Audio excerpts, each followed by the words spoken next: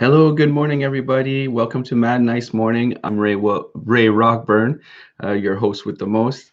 I hope you guys are having a wonderful day. I'm tuning in every morning between 7 a.m. and 8 a.m. to give you a little dose of positivity uh, before you start your day. And so today, the video is called Sleep Better and Be More Productive. Um, and so for some reason, my Word document's not up. So this is a practice for getting the best sleep and being very productive in the meantime. So it's kind of like uh, if you do sleep well, you tend to be more productive. But this is a practice to help you be productive, and at the same time helps you fall asleep and sleep very well. Um, this practice will coax you into bed and influence your productivity and stress levels for the following day.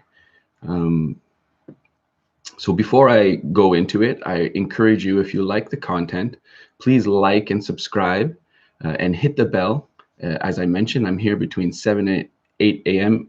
every morning to give a dose of positivity and productivity tips and just tips in general for being more productive and focusing on what you want in your life and moving forward on that.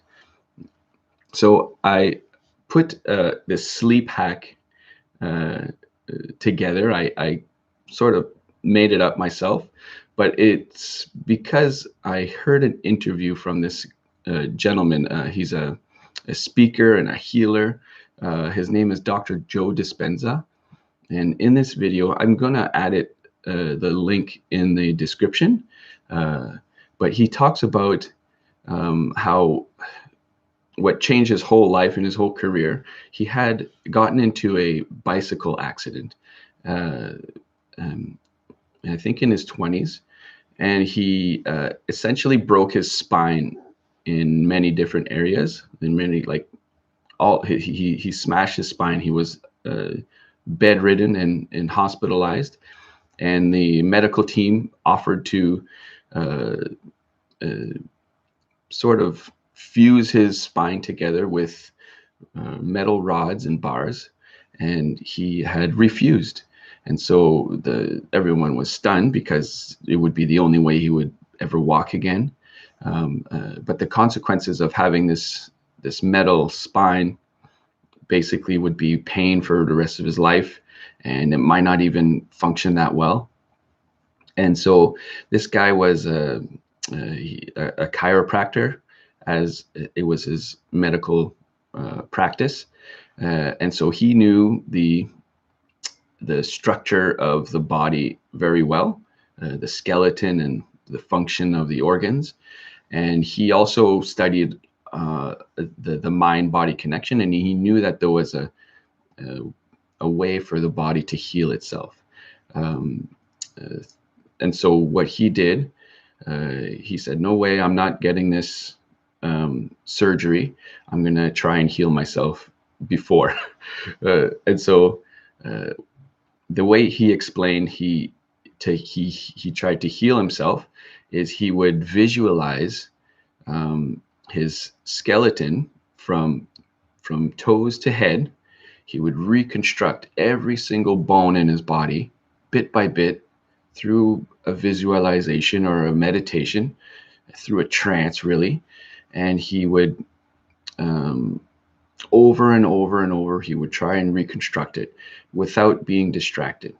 And so he said it took him, before he had any breakthrough in his healing, it took him about 2 weeks to start to get a breakthrough in his healing. And and this is the interesting thing for me, he said that only when he can reconstruct his body from beginning to end without any distractions or without any doubt, that's when the healing began. And so this is the sort of the concept that I implemented into my bedtime routine. So it doesn't require any sort of set aside time. It's when it's bedtime, you jump into bed and you start this practice, okay? And I'm going to explain to you. So instead of me reconstructing my body, I'm reconstructing my life every night, okay? And so I lay down in bed and I start imagining myself having the best sleep ever. That's how it starts every night. And this is another reason why I name this Sleep Better, because consequently, you're always starting with your best ever sleep, okay, in your imagination. And then if I'm successful in imagining this, sometimes I don't even get there. Sometimes I can't even imagine having the best sleep of my life, especially if I sleep a little later than usual. You have anxiety. Okay, I have to wake up at the usual time, but I don't have the same amount of sleep. It could be stressful in itself.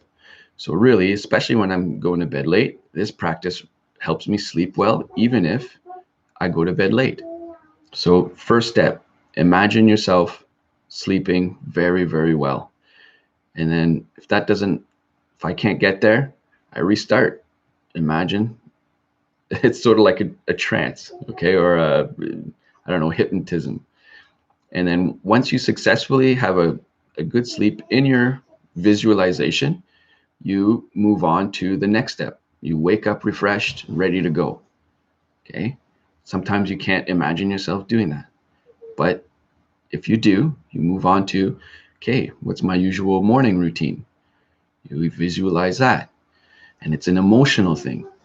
Okay. You're emotionally preparing yourself for the next day and for the night's sleep.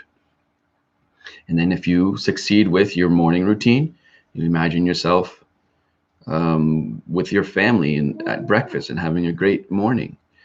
And then if you get that far without falling asleep, you get into your work day and you have a really pleasant and beautiful work day. It's an emotional thing. You need to emotionally get there.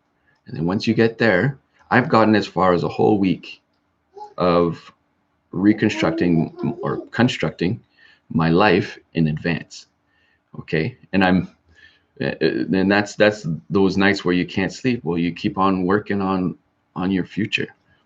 And then I'm hoping that I can get to a month and maybe a year or two in advance of really emotionally preparing myself for a wonderful life. And so that's about it. And what happens is you usually fall asleep in a really good state because you're working on feeling really good and you're working on